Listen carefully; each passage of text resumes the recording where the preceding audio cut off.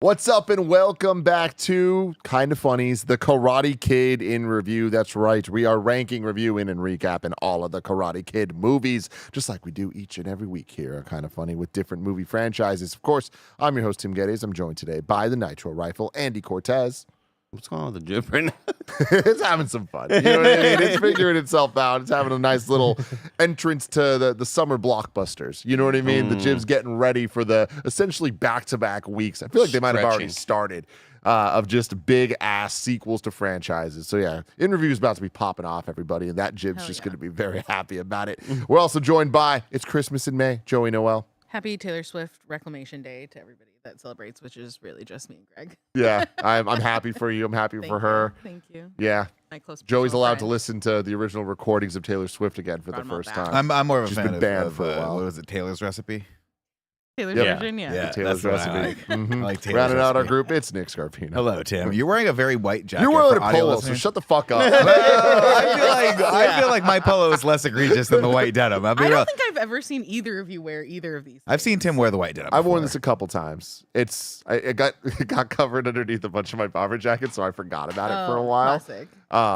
But Nick- it's Nick- got a couple more wears in it before I can't wear it no more. Nick looks like he's gonna pull up that stool and be like, you know who else was a legend as a kid? Jesus Christ.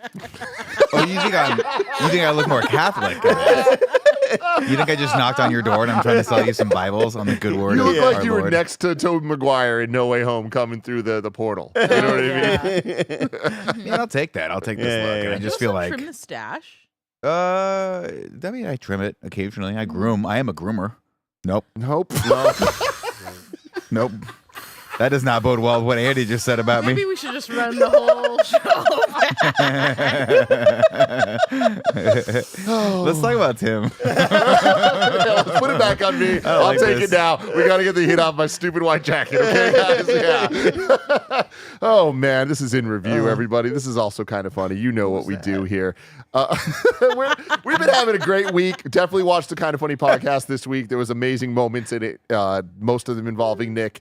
But next week's going to be even better, even more special. We have Switch 2, we have Summer Game Fest, we have John Wick, from the world of John Wick, Ballerina, coming out as well. So for In Review people, of course, we will be reviewing that for John Wick In Review. But next week's big. Monday will be our Summer Game Fest predictions. Tuesday will be our Xbox Showcase predictions. Wednesday is going to be the beginning of our super massive Kind of Funny Switch 2 all-night launch party, starting in the night of Wednesday all the way through to Games Daily on Thursday morning. We're all going to be unboxing our Switch 2s, playing Switch 2 games.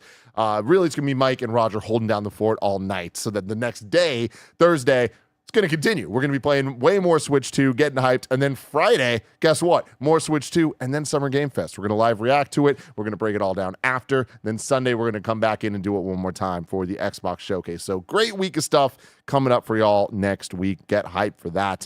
Shout out to our Patreon producers, Carl Jacobs, Omega Buster, and Delaney Twining. You're going to probably want to get the Kind of Funny membership so you can get everything I just said ad-free and a daily exclusive Greg Way. Today we're brought to you by Mood. We'll talk about that later because we have to talk about not one but two movies. This is officially the Karate Kid Legends in Review, but due to timing and scheduling and how the years worked, we never actually reviewed the Karate Kid 2010 with Jaden Smith and Jackie Chan. We never thought, because originally we were going the Miyagi-verse is what we were reviewing. We never could have comprehended in our silly little minds, Andy, that it all was the Miyagi-verse until Legends. And now, like, well, we got to go back. But we're just going to half-ass it. This one was like, we're running out of time, so it's optional homework for people to watch Karate Kid 2010. Who here watched it? Raise your hand. Fuck no. Everyone except Andy Cortez. I'll Andy, take have it. you seen this movie before? A long time ago. It was one of those, again, summer movies on HBO when you're 12 years old and it plays at 2 p.m. Mm-hmm. And you're like, all right, well, Blue's Clues is done and, Dexter's Lab is done now. So I guess I'll watch this, yeah. Yeah. The chat says, CT Wig says, I feel like Tim just models his life around Tommy when he was the White Ranger. And I appreciate that because I do look like Tommy just wearing his casual, like, Yeah. Human clothes. Yeah. That's fucking awesome. You're just Disney bounding. You're Ranger bounding. Yeah, you just made my weekend there. But yeah, I want to right now just letting y'all know the format of the show. Nick, I need you to lock in just so you understand what we're about to do here. Go Okay. ahead. We're going to be talking about 2 movies. I'm going to run through the rig. Looking at Ralph Macchio's hair. He is. We'll get there. We'll get there. Just we will get. I'm gonna go through the rigmarole of the details of both the movies just to get it out of the way. Then I want us to talk about our thoughts on Karate Kid 2010 for the people that have watched it, just real briefly, or anything we want to say about it. Then I want to get to spoiler-free thoughts on Karate Kid Legends because a lot of people haven't seen it, still in theaters. Then, of course, we'll get into the plot and the entire spoil the movie, give all our thoughts on all that stuff. Perfect. Capiche? Capiche. Fantastic. Like some Jeff Grubb. Karate Kid Legends came out May 30th, 2025, directed by Jonathan Entwistle, who is best known for End of the Fucking World, the Netflix show that I really liked season 1 of and then never watched season 2. and the kid was in it from Legends was in this, right? Was in that. Was he Oh, not? was he? I think so. The SAT kid. Oh, yeah. Yeah. That was him. Yeah. And he's from it as well. Yeah. That's what they were Oh, saying. that's what we were trying to Is figure Yeah. out. he British? Aren't they all British, Andy? Aren't you British? It Maybe. wouldn't surprise me if this entire time you've been doing an American accent, but you were We're just that actually good at it. Watch was a lot of, Caine's watch a lot of long-lost American media. grandson. The music was done by Dominic Lewis, a composer who has also done The Man in the High Castle, DuckTales, Peter Rabbit 1 and 2, and The Fall Guy and Bullet Train most recently. Oh, He also that's was- a wide variety. It of is. things. He was also the singing voice for Lurch in The Addams Family 2. I was just and- thinking about Lurch last night. Yeah. Why? They mentioned Lurch on the Dan Le Batard show, and then I remembered thinking, why did I dress as Lurch for Halloween with my brother? But need a picture of Both this. of us as Lurch, and I was, I don't know why. It really just feels like the biggest like bargain bin discount thing of like, let's just get 2 of those costumes. I don't remember loving Addams Family a whole lot as a kid either, but like we were both Lurch and we both had our faces painted like I feel zombies. like Love we've seen a Addams picture Family? of this, dude. I think you've seen a picture. I think that we've brought this up before. But I was probably about like this tall, like, and me and my brother just sitting there with our pumpkins and painting our faces look like all zombified with the dark under. Yeah, it was weird. I don't know why I did that. Lurch and Lurch. He was also the singing voice of Donald Duck in the DuckTales reboot. Huh. So good for you, Dominic Lewis. The budget of this one was $45 million. And then going to Karate Kid 2010, it was just called The Karate Kid. It had a runtime of 2 hours and 20 minutes. It was egregiously Why long. was it? No Karate Kid movie ever should be around 2 hours. Wait.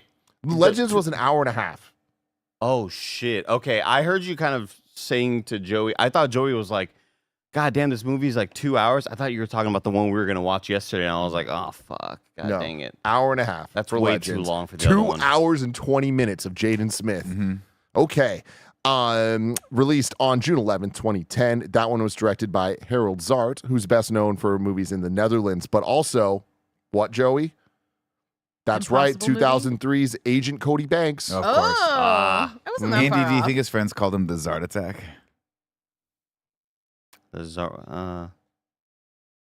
Heart attack, like Zard attack. Yeah. But isn't it Zard with a D? ZWART. Oh, then maybe they do. But the Karate Kid 2010, the music was done by James Horner, who has done some of the most iconic scores of all time, including most of the James Cameron movies, Avatar, Titanic. We got Apollo 13, Braveheart, Beautiful Mind here. Many of the old school 80s Star Trek movies, Troy. love Amazing Troy. Spider-Man. Like he's Troy's- been all over the We place. should have added that to Gladiator. People don't and talk Review. enough about time. Troy. They don't talk enough about Troy. We should have pushed harder to add that to Gladiator and Review. Yeah, we should. Maybe we'll add when we do the sunset, whatever. When Tim finally capitulates to that, we'll add it to that. Sunset, too. whatever. And then, the budget for this one was also around $45 million. Let's start with Karate Kid 2010. Joey, overall thoughts? Honestly, not as bad as I thought it was going to be. It definitely felt like 2 hours and 20 minutes, but I wasn't necessarily mad about it. I liked it overall. The thing that will stick with me about this movie is the insane music that they use in this. Can we talk about it? Well, I don't really care if we can. I'm going to. Okay. It starts with "Do You Remember" by Jay Sean. It's the most egregiously 2010 soundtrack of all time. Ever.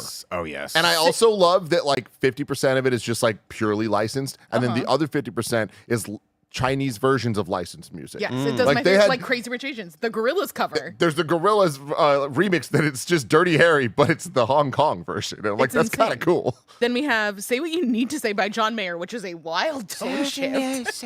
"Baby, I'm Back" by Baby Bash and Akon, "Low" by Flo Rida, "Poker Face" by Lady Gaga, and then it ends with "Never Say Never" by Justin Bieber, and then Tim blew my mind, letting me know that Jaden has a verse on it, which I didn't remember, and that it was made for this movie. Yeah. What is this? Yeah. Never say never, Justin This is- Bieber. Whoa, I Yeah. didn't know that. Mhm. What a weird collection of things for this movie. Honestly, I liked it. I thought Jaden Smith was good. I guess I have never really seen that many Jaden Smith movies. I don't think he's done that many Jaden Smith Is it movies. this This and is like Pursuit of Good Happiness. Okay, Yeah, pretty I much just it, kind of knocked it yeah. out of the park. After on Earth. Pretty both much of whatever them, his I dad guess. put him in a movie. Yeah. Yeah. Gary would have. And it didn't. It at the same time did feel as long as it was and didn't. I think Jackie Chan did like a fairly good job. I also don't have like a ton of experience with him, so this is kind of my first one. I do think it's weird that it's not really about karate. Yeah. Well, I mean, that's something we should talk about, right? That's like the weirdest part of the movie. But other than that, I was expecting like real bad, and this was surprisingly competent. And it's also just Tokyo Drift. Yeah. So like, how It can really I hate is. Nick, what'd you think? Well, it's is this Tokyo- your first time watching this? No, I saw it when it came out. It's Tokyo Drift, but without the actual fun of Tokyo Drift somehow. This movie, I think, has a lot going for it. And it's honestly a lot better than I think people would assume it would be. I remember watching it the first time thinking, it's a fairly competent movie, and it's a good remake for all intents and purposes of The Karate Kid. The choreography is way better. The fighting's way better. Jackie Chan is really fun to watch always because he's Jackie Chan, and I think he has great chemistry with Jaden Smith, who I think is good in this movie. But after 2 hours of it, you walk away going, there just was something lacking in that movies of similar ilk, like the fish out of water story of Tokyo Drift, or like the original Karate Kid, which is a fish out of water story. Those movies just have a magic to them that this one just didn't have in there, and I don't know quite why that is. I think Jackie Chan does a great job, especially in these really emotional moments where he's talking, where when things happen and he's talking about stuff. I mean, it's so we have all those beats that are supposed to be there, and I think Jaden Smith. I think they could have literally built a franchise out of this. I just think it's lacking that one thing that made you want to come back to this world. So not necessarily a waste of a film, but a missed opportunity. I want to start my thoughts off and say I can't believe I'm living a life that like we talk about Tokyo Drift with such praise. Like it's not just me. Like this is awesome. I'm right in line with y'all. I was going into this one like thinking it was going to be bad, and a waste of time. And 2 hours, 20 minutes, I was like, fuck my life. Like a remake of Karate Kid that they're not even doing karate. Like I thought that there was no way this was good. And everything I've ever heard about it's kind of been that vibe. It wasn't that at all. This is a movie. Like there's a couple times on interview, I'm surprised by how much of like a movie the things we watch are. Because sometimes it's just like, it just feels like content. It just feels like we're just doing this thing. It's episodic, whatever the fuck. This is and maybe a lot of it is the James Horner score that brings it together. But it's like, Checks a lot of boxes. it just kind of like, it feels like they were trying to do something. And yeah, they just remade Karate Kid, but I think they kind of nailed that. And I feel like it's a story that is timeless, and no matter how many times you tell it, it's gonna kind of hit if you just do all the things you need to do. And I think this did all the things. It took way too long to do them, but I think at the end of the day, I forgive that because Jackie Chan's fucking awesome. And I didn't expect the Jackie Chan factor to affect this film. I thought he was just going to be, okay, cool. He's more of the Sifu Yoda type of just telling him things, wax on, wax off. Miyagi, we see like a fight scene with Miyagi. Yeah. Right? But like Miyagi fighting's not really like a highlight for anything besides the novelty. Sure. Whereas Jackie Chan in the 2010 one, his fight scenes Fighting kids. rip, dude. Yeah. They're so cool. And it's that Jackie Chan kind of prop comedy fighting. It's and unbelievably it's good why you choreography. watch John Wick movies. Yeah. Absolutely. There's something special about that. And shout out to Jaden Smith. I did not ever think that this kid had the stuff. 12-year-old Jaden Smith. Good. Kind of great, man. good. Love it. The bad guy made me laugh so bad. Like the bullies in this movie, maybe the greatest worst squad of bullies I've ever seen. Like you look at these kids, Eddie, and you'd be like, I could beat the fuck out of these kids. Yeah. You know what I mean? But then you see him fight, and I'm like, hey, this tournament kind of cool. Very 2010, but kind of cool. I think that might be one of the things that draws me out of it, though, and I don't know what it is, but they just read all of them so young that when they do violence, I'm like, there's something wrong here, and the choreography is almost too good. One of the things I like so much about going back and watching The Karate Kid is that he doesn't learn karate and that he masters it. He just learns enough to score points on Johnny and win, because it's not about learning karate; it's about overcoming your fear and like doing the thing to prove to someone, to prove that you're good at something. It's about winning the tournament, basically. Yeah. And by proxy of winning the tournament, you're overcoming this. You're overcoming this fear, basically, and proving to everyone around that you got the stuff. So this is interesting, because what it does go kind of devolve into those incredible action sequences. It almost takes me out of the point of the movie. Andy, what'd you think? I didn't watch it. Oh, that's right. I haven't watched it in forever. Like, it's just been so long. We'll rank it when we get to the ranking of all of them. We'll just do that together. So yeah, now let's talk about Karate Kid Legends, spoiler free, before we get into the entire spoiler mode. Nick, I want to start with you. Spoiler free for Legends. Spoiler free for Legends. Top level. I think this movie should have gone straight to Netflix, because it feels like a straight to Netflix movie. I think it's a missed opportunity across the board. I had fun watching it with you guys, but not for the right reasons. I had fun sitting next to Andy, laughing at these moments that just kind of came out of left field across the board. To speak positively about it, I liked the two leads. I thought they had great chemistry together. I think I'm going to say his name here because I brought it up. Ben Wang is phenomenal. At one point, and this is a bit of a spoiler, but there is a nod to him running around New York and discovering that and sort of doing heroic things in my brain. I'm like, oh, he's kind of Peter Parker. And at some point, someone actually calls him Peter Parker. And I'm like, okay, they know what they were going for here. He has great chemistry with Sadie Stanley, who plays sort of the love interest / best friend. Everything in New York is great. The fact that Joshua Jackson in this movie is great. Have we confirmed if he was he in the trailers? Because I did not remember. He's on the him. poster. Because I remember walking and going, I know he's in this movie. Damn, I had no idea. He was on one of the posters. I don't know. was shocked. when he popped And up. I think Jackie Chan's great in this movie, and I love Ming-Na Wen. I love all of these people. And then, by the time we get to Ralph Macchio, I'm like, there's too much going on here. The biggest fault of the film is that it's really trying to tie the 2010 universe into the Cobra Kai universe, and I just don't think those two necessarily mix well. They mix, and you can shoehorn them in, but it doesn't have the sort of campy nostalgia that made Cobra Kai what it is. It really it feels more closely associated with the 2010 movie than it does with Cobra Kai, and to me that's a disappointment. I will say the choreography was great, but by the time we got to tournaments and stuff like that, I was like, I really don't care about what's happening with these characters. Joey Noel. I liked it. I had pretty low expectations going into it. I liked it way more than I thought I was going to, and I think it's good. I was shocked that I ended up caring about pretty much every main character in this movie.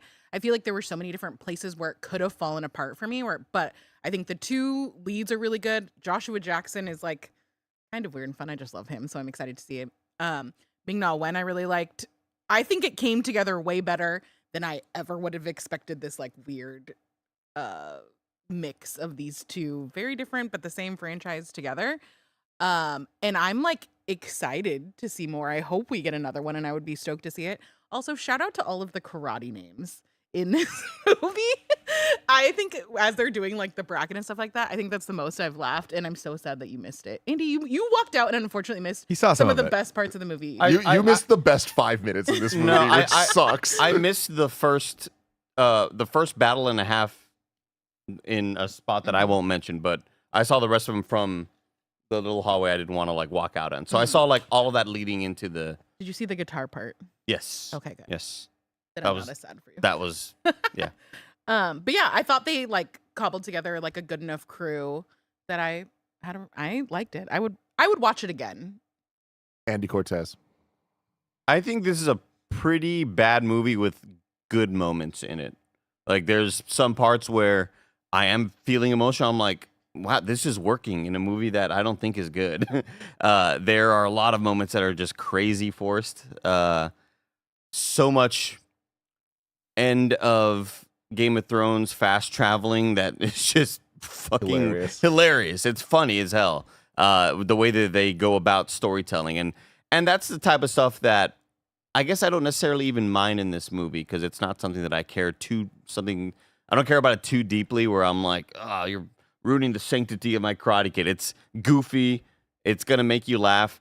There's weirdly like a couple of really good humorous moments where I'm like, wow, that felt like it was written by like a comedy writer, and like that it was kind of missing in some other spots. But near the end of the movie, I'm just like, it doesn't look like it's shot particularly well. This feels like a extremely low budget thing that probably at one point was meant for direct to digital, but maybe that's not the case. It felt at like such a small scale, and like everything was just like fast forwarded because they probably had a lot of story beats that they wanted to get through. I think it's like as a whole, not a great movie, but you will smile if you enjoy Karate Kid. You will have moments of laughter. You will get hype when the hero is either succeeding or failing at whatever the task is. But there was a lot of, I think, really cool moments of choreography where I was like, man, is Jackie Chan doing choreography for a lot of other movies? He was. Because for this, he was. I mean, for this, you could absolutely tell. Because this reminded me of... Jackie Chan was like retired for a while. Yeah, like this, watching a lot of these fight scenes reminded me of watching a bunch of old, like even pre, Shanghai Nights and Rush Hour type movies. Yeah. It reminded me like just really old school Jackie Chan movies that it's so creative and so fun with how he plays with choreography. But yeah, I think the movie was like overall not great, but stay tuned for the post credits scene. Is what I'll say. Tim, what did you think?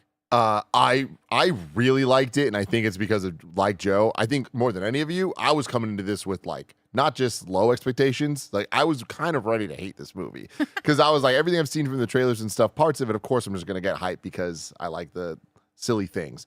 But I keep my silly things sacred, and I care about Cobra Kai so much. I think they've done such a great job of setting a tone and making this world the goofy thing that it is. And this movie trailer and the movie itself is not that at all. And so because of that, I really felt like I was like, oh, why? What's there even going to be here for me to possibly like? It's just going to be another remake of the exact same story we've seen a million times. And on that front, I will watch this story a million times if it checks all the boxes. And this checks all the boxes. And I will say, without spoiling things, like there's a pretty interesting twist that's introduced early on that I'm like, that's all I needed to keep this fresh. It added new boxes, Tim. They added new boxes, but like it's like, all right, cool. Like I feel like spoilers a little bit for my ranking, but like I think this is demonstrably better than the 2010 one, and I really liked the 2010 one. The choreography I thought in this was miles ahead of anything that we've seen in Cobra Kai or the Karate Kid movies. I feel like it was definitely short enough for me to not get too mad at anything. There's a couple bits, more than a couple bits, that I'm like, I wish this was better. Like, there's a lot of really stylized things that are very Tim coded, but I wish that there was like, maybe we went with draft 4 instead of draft 2 of it. Like some of the way things look, I'm like, God, I love what you're going for, but I don't think you quite nailed it. But I appreciate them trying instead of just doing the same exact thing again and again and again. Reminds me of Miss Marvel. In every way. Of like when it hits, it hits. That's a good analog. You got to keep going a little more. Going with the scribbly motif and then dropping it, and you forget it existed, and then they introduce it again. You're like, oh yeah, that happened an hour and a half ago. Yeah, if you don't full commit to that, it smacks with someone be like, a producer like, we need something extra here, like a little extra flair, and they're like, well, how about we put graphics on it like a Street Fighter? Like, oh, that sounds great. Yeah, let's do that. So yeah, I thoroughly enjoyed this, and I think the biggest thing I can say of like why I enjoyed it, besides just the kind of like top level superfluous shit of just like the Tim coded style and like the choreography, I really liked the characters. I would have never bet that going into this after 6 seasons of Cobra Kai, and that's my squad that I want to see, and if it's not them, I don't give a fuck. I'm now like, I want to see these people with the Cobra Kai kids. Like, I care about the kids that they gave us. Not all of them, but I'm a sucker for just a bad guy that is hilariously bad, and just that's all that So he generic. is. He looked like Eric Trump. Yes, I mean, he looked like so many. He looks like Terry Silva had a kid. No, I'm with- talking about the dad. The dad looked like Eric Trump with like Oh, the I thought dyed you meant the black kid because beard. you Oh, leaned see, over I to me. think You're it like, he looks looks like like the a Trump giga kid, and I chad. was like, well, the bad guy in this looks like Baron Trump, and I was like, it's Baron. You're like, no, the other one. I was like, no, it definitely looks like Baron because he has a slick back hair. I was just thinking about like the slick black hair with the really bad dyed beard. Yeah. Like it just Yeah. reminded Only me. saying the most evil things possible. I was like, Yeah. but Just that's one, Karate Kid. Check the box, Yeah, baby. yeah. But yeah, the callbacks to the other iterations of the franchise, I enjoyed. I don't think that it was too egregious. I don't think that this was just pure nostalgia bait in terms of like, gotta say every fucking line or whatever. I think it was like, all things considered, fairly tasteful.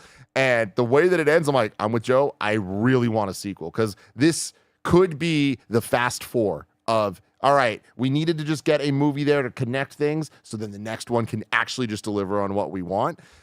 This kid would whoop everybody's ass. This kid would just fucking destroy He would people, whoop dude. everybody's ass. Get him in the Sekai Tie Yeah. guy, man. Come on. Sekai guy. You think they're gonna do the Sekai Tai guy again after all the shit they went through the last season? Like, guys, this is a massive liability.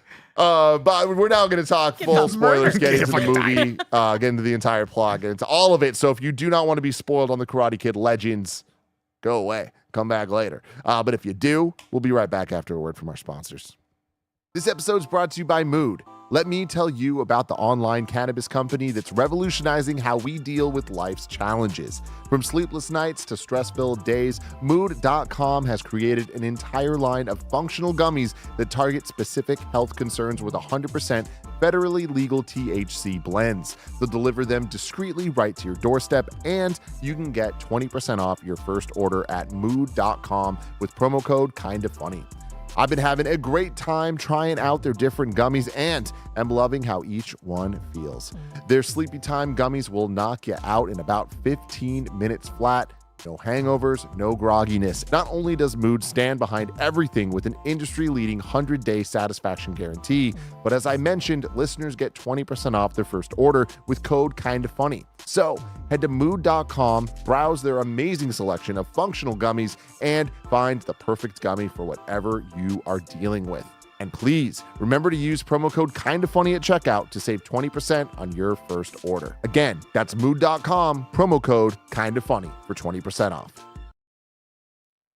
Before we get to the plot, I just want to open it up to just full spoiler conversations if there's anything we want to say, because there's two things I got to get to. One, I absolutely loved the post-credit scene. Perfect. Johnny Lawrence, he's here in full Cobra Kai effect. God.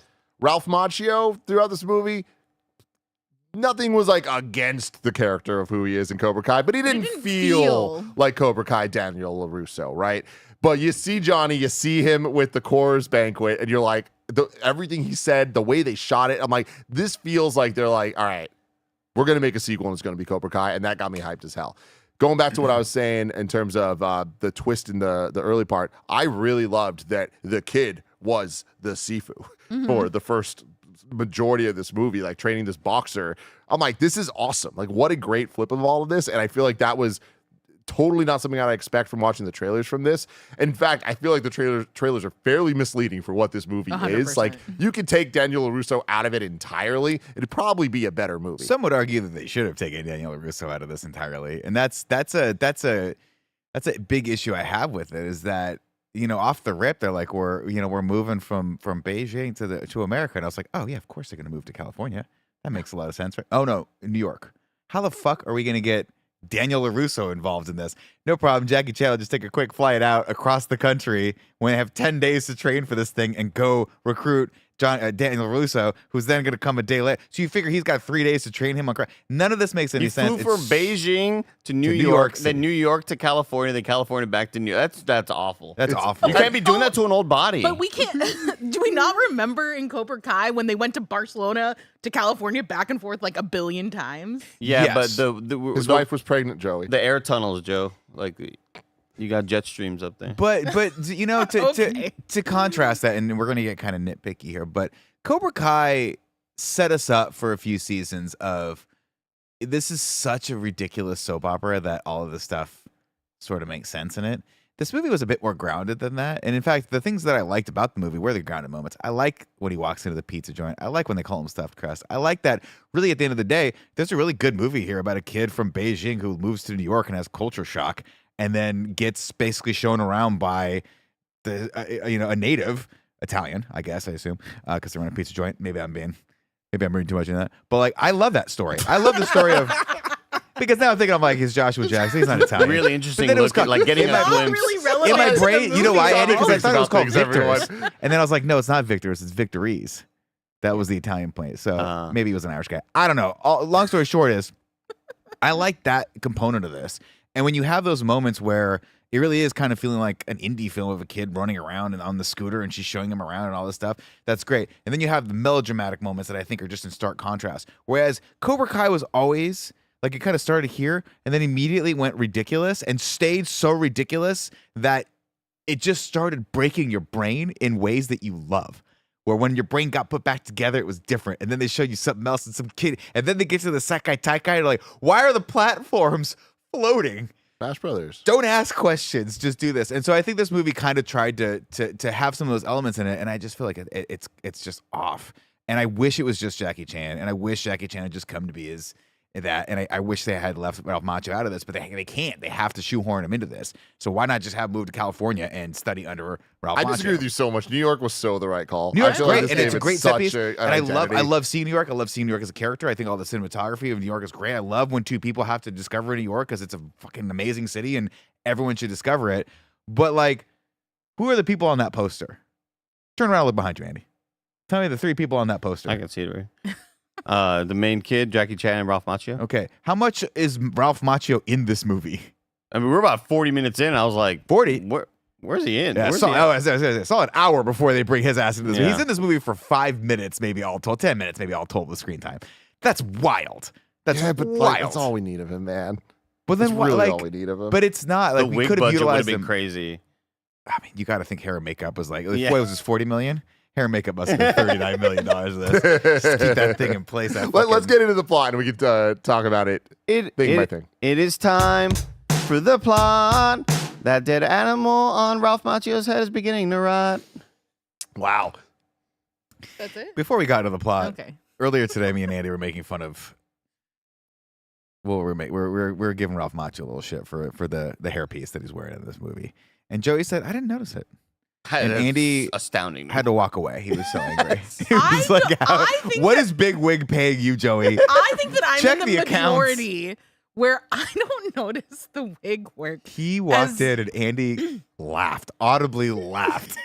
You guys were so giggly at one point of the movie, and I kept looking over like they can't possibly still Well, be laughing okay. at whatever the thing was that I couldn't figure out. We were laughing at the parts of the movie that just are outrageous. Yeah. First off, we were laughing at the villain of this movie, who is just hilarious.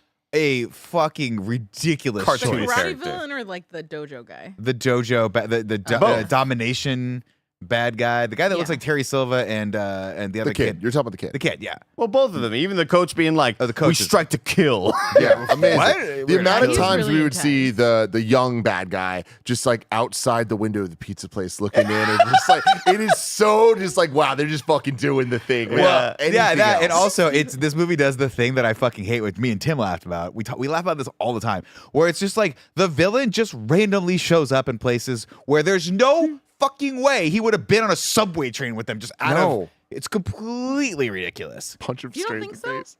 face. Unless he's stalking them.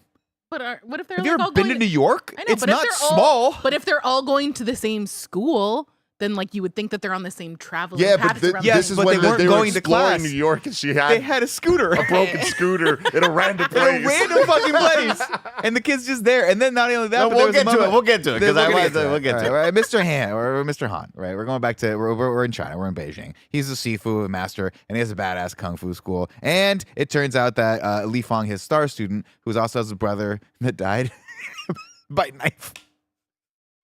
Which this movie, by the way, should have started with that scene. Because that would have been great instead of showing us that scene. And doesn't matter.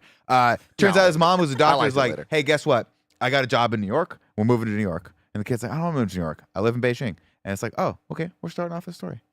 And then Han's Well, you're like, skipping the whole opening of this. You're skipping the little girl. Karate Kid 2 flashbacks, the explanation of the Miyagi and My Han apologies. families. So a long time ago in a galaxy far, far away, they made a movie called The Karate Kid in 2010, right? It should have been called The Kung Fu Kid, but somewhere along the line, someone was like, It won't make money. no one will understand what that is. We have to call it The Karate Kid. What if we So revive this IP? So they have literally one throwaway line in that movie where Taraji P. Henson goes, "Oh, are these guys doing karate?" And Jaden Smith rightfully corrects her and says, "No, Mom, karate is Japanese. They're doing kung fu, which is a traditional martial art of China." He says it a little more shitty, like a 12-year-old would, but it gets the point across. That's the one piece of exposition anyone in the theater needed to be like, I guess I'll just excuse the fact that karate has nothing to do with this movie at all. Kung fu, close enough analog. This movie starts and gives you a really long narrative as to why that was the case. Mr. B Starts off with Karate Kid 3 and it looked great Two. on screen. This Or is two, all. yeah, two. This is from 2. The whole Chinese, Japanese Miyagi backstory. This is all from the original Is movies. it really? It looks Yes. so good. Wild. It It's looks from the awesome seeing original on the big movie. screen. But yeah. that VO of his was No, someone else doing the they voice. added to it, but they tell the story. Miyagi tells the story about the guy, the drunk guy, or the whatever. original Sifu, the drunk guy, and ending up in China and all that stuff. Like this is all Karate Kid OG canon. That's wild. But to yes, me. they did add ADR lines to the Karate Kid 2 scene To tie it in with the Han, basically. further Yeah. make it. Wild. 'Cause, Anyway, yeah, now Han running a whole fucking school. Right. From handyman in 2010, 2025, totally different So life. big. well, and I like this, and I'll tell you why. Because in the 2010 movie, he was obviously depressed because of the death of his wife and son, and so he had regressed By knife? into no, also not by knife, but car. But the car did have a knife. Ah. So I like that we've seen him grow. I like that we've seen him find that passion again for teaching and for being a Sifu. And you know, it's interesting though, because anytime you start something like this with a school that looks like a legendary traditional like ancient kung fu school, I'm always conflicted about that because it's a fun visual, but I'm also like, I don't think that's what kung fu classes would look like in China. It is. Is it? It is. My friend Brandon, who does this stuff, yes. Like, this is so authentic. Brandon loves Karate Kid 2010 because he's just like, there's so much about it, about how they like have the real schools in China. And he's traveled a million times and it's very different than how they do it here. And it's like, it is a much It's more. not in a strip mall. Yeah, it's not in a fucking strip mall. It ain't the valley. Yeah, fair enough. So we start, and Jackie Chan's there. And honestly, the second we start, you're like, I never know how much I miss Jackie Chan until I see Jackie Chan. And I'm like, we got to have more Jackie Chan. Having We gotta said have more that, Jackie Chan. I love Jackie Chan in the last one. This one, I liked him a lot less. And he's great. He's still Jackie Chan. Well- but like, we just didn't, he's older too. I get it. But we're not getting nearly enough of the fun Jackie Chan. That's what I want. Yeah, but I don't think that's Jackie's fault necessarily. I don't think it's an age issue. I think there's just too many fucking people in this movie.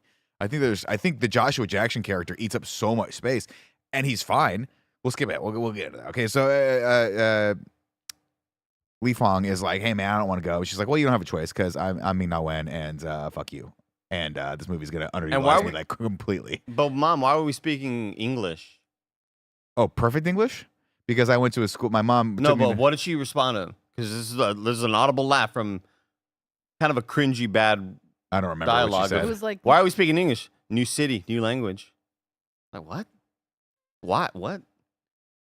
She said that to him. Yeah. When he's like, and by the way, mom, why are we speaking English right now? Like we were just speaking, we're. It was just like a weird like new city, new language. Like you're She's probably like, because a this movie's weird thing supposed to tell your son. She's like, because this movie's supposed to be for kids, so they can't read this much, even though all the previews for this movie were definitely not appropriate for the Karate Kid Legends. Did you guys clock that? I'm off the map. It doesn't matter. Yeah, it's okay. There was one for like an indie film about apartheid in South Africa, and I was like, what the yeah. fuck is this movie? Why? This movie looks incredible, but this is like, Yeah, not for Karate Kid. yeah. It looks very heartfelt. It looks like it's gonna good. be They're Yeah. going to get nominated. Yeah. Yeah, for an Academy Award. So off we go to New York, right? And we land, and he's like, "It's a cool. I mean, look, this is a nice apartment. She's a doctor. She's making good money. It's pretty cool." He goes, "I'm gonna give it a shot. I'm gonna try. I saw a pizza place around the corner. I'm gonna go get us something for dinner." And I like this. This kid's a go getter. I would have been like, "Mom, what's for dinner?" I would have been a shitty little kid. I will say it wasn't until being in the pizza spot that I was starting to warm up to him because Me too. even right here when She's like, all right, well, be careful. He's like, you know, I'm always careful. And it's like, Ugh, I don't like fuck. this. Strap in. This is gonna Like this, suck. yeah. This 'Cause kid's we- gonna suck. This movie's gonna suck. Well, we already got the line too, where Ming-Na Wen's talking to Jackie Chan, and she's like, "You already took one of my sons," or something like that. And Yeah. we're like, ooh. Yeah, and so of what is course this? I forgot I skipped the entire point of every Karate Kid movie, which is that the mom makes the kid promise no more fighting, and the kid never listens to that promise. So yes, his brother was killed after a tournament by some bad guys, and so he is not allowed to fight anymore. That's very, very pertinent. So he goes to this this pizza restaurant called Victory's Pizza, run by one. That's right, Joshua Jackson, known for Wild.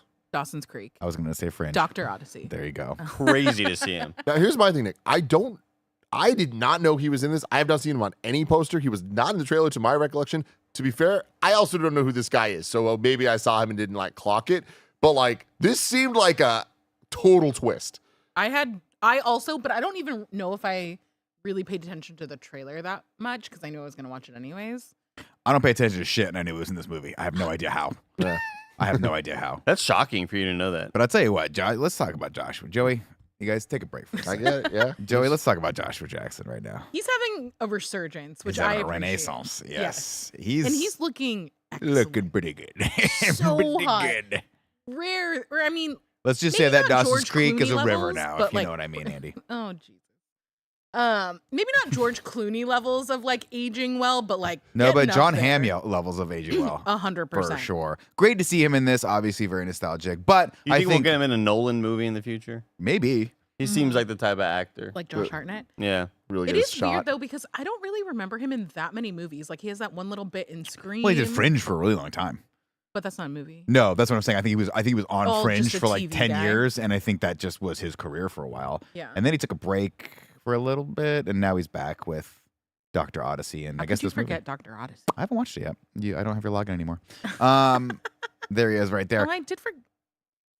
That's so funny that he gets Oh a my character God, his poster. character. Where was this released? Yeah. I've literally never seen this before in my entire life. It's also French. It looks like it says that it's coming out on August 13th in the cinema. in French. It's.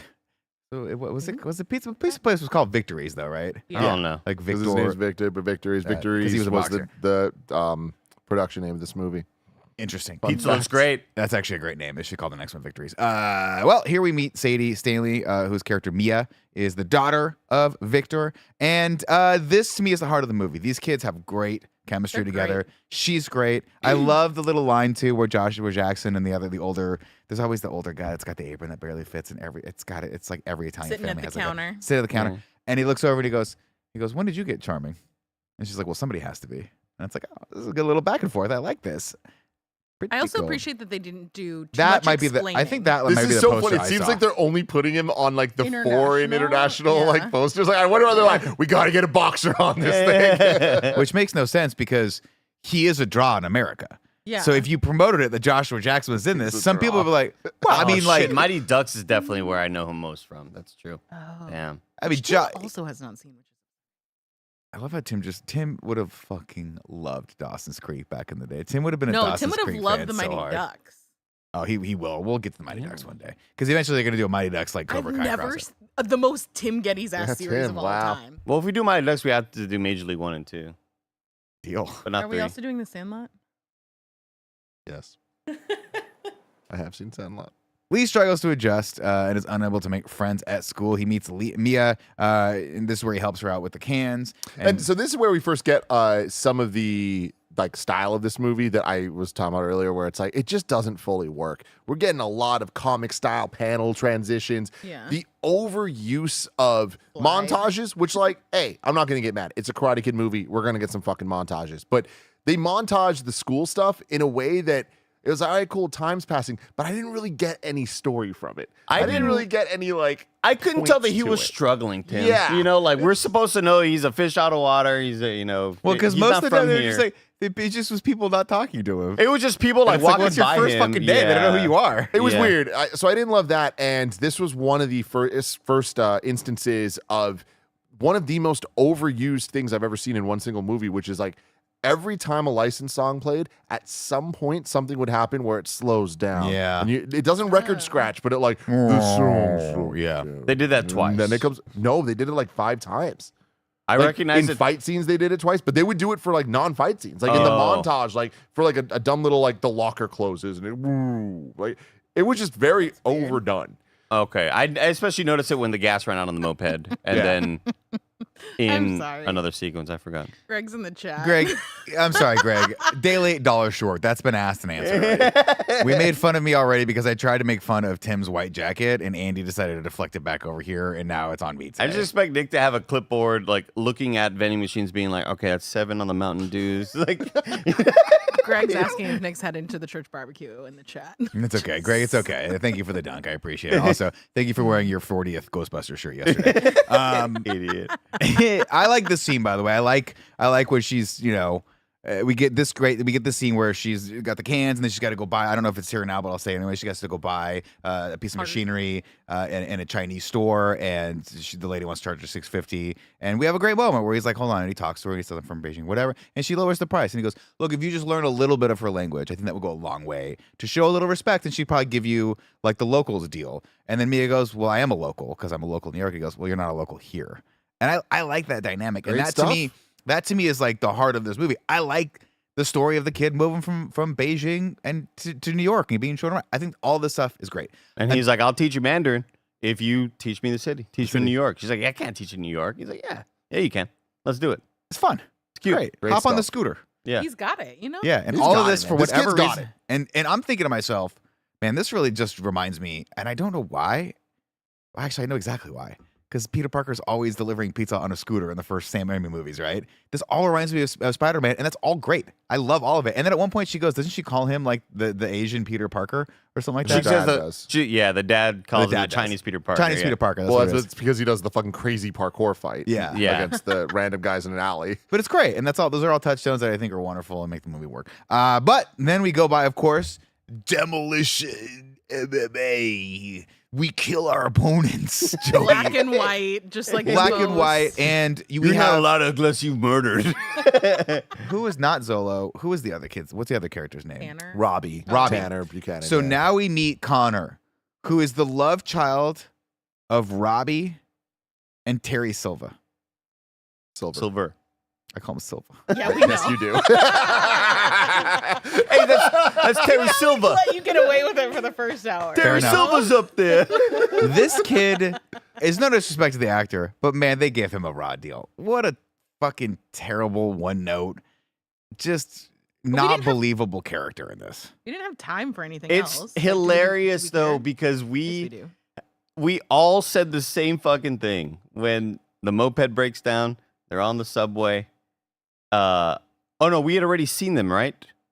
We Yeah. walked. They past walked the by them. dojo. Yeah. They walk by the dojo, And this is where she goes, "Don't talk to those guys. Those guys are bad." and bad guys. she's like, "Did you used to do martial arts?" And he goes, "Yeah, a little bit." And she's like, "Yeah, I can tell you don't really care about it anymore. You've just been staring at this gym full of dudes Yeah. just like fighting each Just other." sweaty. And you're like, okay, here where the villains are. We know what the crux of this is going to be. Right. And yeah, this guy fucking sucks, but he's got the look to suck. And more importantly, he's got the moves. This guy is awesome at fighting, and so is our lead. So having them fight together just looks fucking good. He's awesome. You so can't say awesome. that about so many of the other 100%. back and forths. He's so awesome, Tim, that they have like just flyers of him up in the city. It's amazing. like the Check fact the that box. honestly, the fact that when they fought in the school, the fact that like if I'm the principals and people trying to break up the fight, I'd be like, that was awesome, dude. You Yeah. can't be doing that here, but like, yeah, you'd be big like fan. So outwardly, you'd be cool. like, "Hey guys, I'll be this at your kind fight of on behavior Saturday." is unacceptable." But when you go home, you're like, "That shit was lit." That was awesome, That's dude. fucking lit. Of course, they're gonna fight in the 5 Boroughs He was tournament. in the This is a Dark big. Knight Rises. Was he? He was Kid with Apple. Cool. Is that Unforgettable. I'm sure reminiscent? Greg remembers. We'll compare it to someone in Man of Uh, Steel. And Miss Marvel. We'll skip ahead a little bit here, of course, as they're showing each other around. The scooter breaks down, and Connor's just a fucking wraith. He's just everywhere. They're on this subway somehow, some way, and he's like, "Let's let him pass." And of course, Mia stands up and is like, "This guy's an asshole," but you ever make a mistake over and over and over again, and then you just got to keep making that mistake. What was the moment that we all audibly went already? Like the villains are already acting like Oh, villains. because Was it this is the subway moment sequence? where punches him in he's the gonna head. let him go, and then he just knocks him the fuck No, but out. like even as they walk up, and it's like all of everybody else in the scene, you could just blur out because they're they're extras, but those are the villains. Well, I mean, I think it was this because this was the moment that Nick and I were laughing at, where it's like, how would they know? How would they find them on the subway? And just they come out of nowhere, and immediately it's like, okay, we're in the bully mode. Yeah, like, insane. I laughed so hard because of like fucking already the bullies are like, Right. hey, what's going on? It's like, But God. it is so funny too because you read this, you're like, I don't know. I guess in the context of the first Karate Kid, I don't know why. I just feel like you looked at it and you never thought, okay, well they're committing assault. But in this one, you're like, this kid should go to jail. Like the guy. It's because these guys are good at fighting. Yeah, I Johnny guess so. Lawrence and Daniel LaRusso Hey, were whoa, just high school whoa, kids. Whoa, Watch your mouth. Johnny Lawrence is pretty good at fight. Yeah, Okay, pretty good. Pretty good. Compare him to this guy. exactly. Oh yeah, you get murked by this guy. Of course, he beats him up, and then they got to go to Victor. Victor's like, I'll put some makeup on you. It doesn't matter. The mom knows. She's like, what the hell's going on? I told you But no he knows fighting. good stuff though. Victor, good at putting makeup. Why is Victor good at putting makeup on? He used to Because be a he used boxer. to fight back in his Yeah. day. I used to be pretty good, Hmm. but then I had Mia, and Mia was the best thing that ever happened to me. But I had to get something a little bit more stable. Except, I'm dumb and I borrow money from loan sharks like this guy O'Shea, who is just I guess, would you call him Eric Trump? We'll just Yeah. call him Eric Trump from now on. I'm sure that won't get No, us. wait. No, I'm saying the dojo guy looked Yeah. like. That's who we borrowed it from. That's who we borrowed the money from. Damn, I didn't know. Like, I totally thought those are two different. Holy shit, that's cool. No, that guy's the bad guy. Never. Yeah, O'Shea. I borrowed some money from him. I owe him back, so now I want to train for this prize fight or whatever. And I think this is the part where he goes to fix Mia's, like he can't sleep at night because he's thinking about his dead brother who got stabbed. And he's like, "Fuck, I can't sleep, so I'm gonna go downstairs." We don't know that yet, by the way. Yeah, Yeah. but whatever. It's We learned important. that here. It's important. It's important when we get there and learn everyone. it because we'll get there. But Okay. So he's like, well, I'm gonna go down and try to fix her scooter because that's what I would do. And then of course O'Shea's goons come to tool up Victor, and Victor's like, I got this kid. And Victor gets a fucking 2x4 to the back of that. Who carries a 2x? Maybe it was a baseball bat. In my brain it was 2x. So this kid just fucking pops off and starts beating his ass. off. But I'm sorry, I did skip a moment here. I apologize. Where at school, 2 or 3 days later, or whatever, next day, he tries to do the fucking dragon kick, and Connor just murders Parries the him. fuck out Well, and countered okay. the hell out of it. So that's around there. That is where we actually get the backstory of the brother teaching him. The brother dying, was better. and they have their move because, of course, you have the crane kick, you have the high kick that Jaden Smith does, and then the tiger kick, I think it was called. And no, that was this one. Yeah, we'll get there later. But the dragon kick is introduced, and it is legitimately the coolest fucking thing. This is like you need 3 ultra bars fold up in a fighting game to pull this one This off. thing I just don't put enough time into the fighting game to understand how this works. It's one of those movements that you really only see people pull off unless they're extremely skilled like this. But usually you see movements like this on like the springed floors, like in gymnastics. Like it's like, how can a normal person flip that many Or in times? anime. Like Yeah. this, it's like how a human being shouldn't be able to move this way type move. But they're doing it. And they're doing it, and they introduce it here, and it's cool as fuck. They talk about the brother dying and all this stuff. And then immediately we're at the school, and the kid, the lead, is about to pull off the dragon kick against his opponent. So we immediately get a flashback to him learning the dragon kick from his brother. We've made history in Karate Kid and Cobra Kai, all right? Every one of these movies, every one of these shows has to have flashbacks to previous moments, previous movies, whatever. This is a record for a scene having a flashback to it. Because we get the dragon kick introduction, and then we get him having the flashback within 30 seconds of it happening. I couldn't believe it. Gotta do it. They've never done that in a movie ever. Yeah. Yeah, Shit was it was crazy. it was ridiculous. Either way, this kid gets his face snapped off by Connor, who just sees this thing coming from a mile away. Countered the shit out of just it. It was counters great it. Harry. Kicked Puts him right in the ground, right? face, dude. So let's flash forward to this the best scene I think in the movie, which is this alleyway fight scene where Joshua Jackson gets knocked out and Li Fong The loan sharks are here. just beats the fuck out of these one-dimensional 80s goons that come out of nowhere. And he's like, man, you're really good at this. Maybe you should train me to be I'm a boxer. And if there's one thing that goes really well with the fighting style of boxing, it's kung fu. He just needs to learn speed, Nick. Dude, Teach me the speed. first off, just in that fight scene, I just want to throw out real quick the little tiny Jackie Chan isms of Lee's gonna punch the guy, but the guy puts up the trash can So he to kicks block the trash himself, can, yeah. and then he stops the punch to be like, I don't want to punch that. So then he like all that So stuff fun. is so silly, but so Great. freaking entertaining and Absolutely. like visually appealing. When he runs off of the garbage cans in this alleyway to then jump on the ladder and does that Spin around, it's so jump fucking kick off. awesome, dude. Oh. Also, this movie had awesome wire work. Yes. Like I love the sort of mid-air things that make no sense Reversal, gravity-wise. like, Yeah, that momentum doesn't make sense. Yeah. Yeah, but it was. I think it But was it looks tastefully cool. done. Yeah. At one point, I was like, I had to think, was that real or not? And I think that's the sign of really good wire work. Totally. The specific moment you're talking about was when he jumps off the ladder, kicks the guy, and the guy lands with his fucking head, basically paralyzes the guy for life. for sure. All that stuff goes by so fast that He ran off. He doesn't know he's paralyzed though. Yeah, he's fine. Not yet. It's all adrenaline. It'll set in later. Yeah, the swelling's gonna catch up to him. So Victor's like, dude, you're awesome. You should train me to fight. And he's like, I need a sifu, basically. Like all the things you told me, like this would be cool. And the kid's like, well, I can't do that. I told my mom I wouldn't fight anymore. He goes, well, technically, you're not fighting. To which, if I were Ming Na Wen, I'd pull Victor aside and say, you're an adult. Okay? I'm his mother. You don't fucking ask him to train you behind my back and take him to some weird skeezy ass fucking Embassy Suites ballroom in the middle of New York to pay off your debt to a fucking bookie who runs a place called Demolition MMA. What are you doing? I'm a heart so doctor. Busy at the hospital. I'm the head of cardiothoracic So surgery. busy. She's At on Seattle call. Grace. Yeah. Anyway, Yeah, how do we tie in Grey's Anatomy to it's this? coming eventually. He has to learn the 1-inch punch, though. He's a boxer, and they're introducing the fucking 1-inch punch. I'm like, this is the goofy shit I live for, man. Yeah. It was goofy. It was goofy. it was also really like there was some great comedic moments when the daughter walks in on this sparring match and to see the like what the fuck is happening here like I loved their interactions. I thought they were so playful and fun. It was Yeah. really, really great to watch. Very, very good. At this point, the mom, by the way, has given him his SAT teacher, who did not need to be in this movie. He grew up. False. He grew on me. But He starts off with that He starts incredible joke. Yeah, I didn't love him. Like, great stuff in the beginning, but like I feel like I kind of lost him. The moment he started singing Backstreet Boys, I'm like, oh, you're the heart of this film. I love him. Okay. He's the secret delight for Secret me. delight. 100%. Oh, okay. Do you want to do it now? I mean, it was just a great like for people who aren't going to watch the movie. You're like, I don't know how to feel about this kid, right? She's like, oh, he's your tutor, and he sits down with the kid, and he has a black eye because he just got punched by the bully or whatever, and he's sitting there, and he goes, yeah, sorry, my mom, like I'm sorry, she's kind of like the way she is, and it's just like a good solid beat of silence, and the tutor kid from goes, did your mom give you that black eye?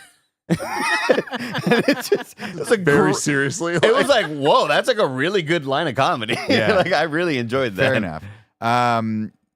He's got the SAT kid now, and who sort of becomes his de facto wingman / sidekick as we go through this movie. But we're training, and we get the fun training montage with the olive oil sliding across for the 1-inch punch, all that jazz. Again, the subplot of this is that Victor needs to pay off this $50,000 debt or whatever it is to O'Shea.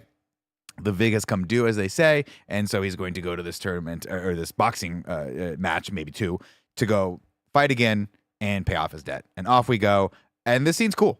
I like the dynamic. And at first I was like, man, maybe this kid's not going to fight at all. He's just going to be the Mr. Miyagi to Joshua Jackson. I kind of like that. It's kind of a fun role reversal. It's more Rocky than anything else, which is cool. Yeah.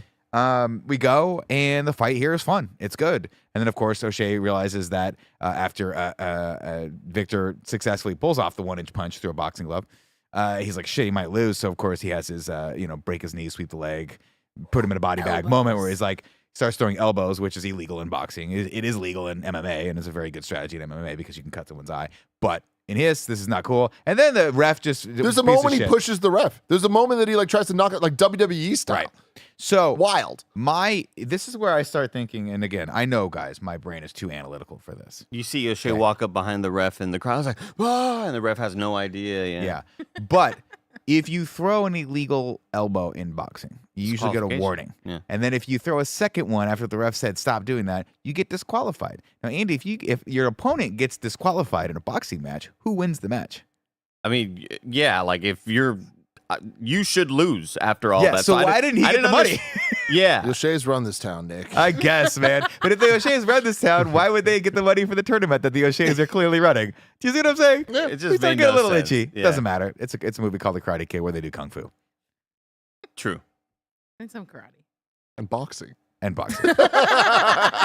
So good scene here, right? Where they have to go to the hospital, and Mia's like, "You have to come with us," and he can't because he's paralyzed with fear because he's seen this scene play out before when his brother was stabbed with a knife outside of a tournament in Beijing. It's very heartfelt, very good. Ben Wang does his name right. Does a great job of in this. Great actor. All this stuff is great. Mia's great, and it's good. It puts a nice rift between them that you're like, oh, he's gonna have to go really above and beyond to really rectify this with her, because that's a fucked up thing to do, right? If your dad's being wheeled into conveniently your mom's hospital, and you don't go, that could be something that someone holds against you for the rest of your life. And so you think to yourself, oh, what does he need to do? Well, he needs to win the tournament to win her affection back. No, he just has his friend play Backstreet Boys up on the cool thing. Some of the And it solid works stuff out. I really loved was there's in the beginning there was a lot of, when they're in Beijing, there's a lot of the students talking to Jackie Chan, and anytime they're speaking in Mandarin, like we see the Mandarin characters and we see the English like pop up and like cool stylized stuff, and anytime we see like a place with the Mandarin characters on it, it would like change into English. Yeah, as that we're was going cool. through, and then they played it in a cool way with this, where he's getting the dad wheeled into the American hospital, but it's having flashbacks to the Beijing hospital, and it's like going back and forth between the different things. I'm like, that's fucking sick. I thought that was cool. I hated this. Like, we need to force a way for our characters to have this conflict, and I just like, as it was happening, I was like, please don't go through with this. Like, I don't want the conflict to be her being like, my dad, what's wrong with you? Like, I hated that that's the crux of like what this was. You know, That like he froze when his brother was stabbed, which like, what could the kid have done anyway? I understand. kick. I think the trauma is like more than anything like the main part of it, like seeing your brother be stabbed and killed or whatever. But then, and that line hit when he's like, I let him down.